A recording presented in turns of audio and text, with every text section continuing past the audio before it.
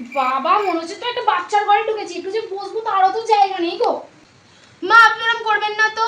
এটা হচ্ছে আমার টুকলুস, আর এটা হচ্ছে আমার পিকু, আর এটা হচ্ছে আমার লাবু।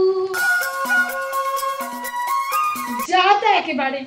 বলছি বৌমা 12টা তো বেজে গেছে, রান্না টান্না করবে না নাকি? আমরা কিছু খাবো না? চলো চলো চলো চলো নয় খাবো মা আমি কেন রান্না করবো? আপনি তো দেখাশোনা করতে গিয়ে বলেছিলেন যে আমার একটা মেয়ে হলেই হবে, আমার বাড়িতে মেয়ে নেই। তা আমি তাহলে এখন মেয়ে, আমি রান্না করতে পারবো না, আমি এখন খেলবো। বলছি বৌমা তুমি আমার ছেলেকে কি খেতে দিয়েছো? হ্যাঁ ওই ছোট ছোট মাংসের লেগ পিসগুলো যে রান্না করা হয়েছিল সেগুলো দাওনি কেন? কেন মা, আপনার ছেলেই তো আমাকে বলেছে যে তুমি লেগ পিস খেতে ভালোবাসো, তুমিই খাবে।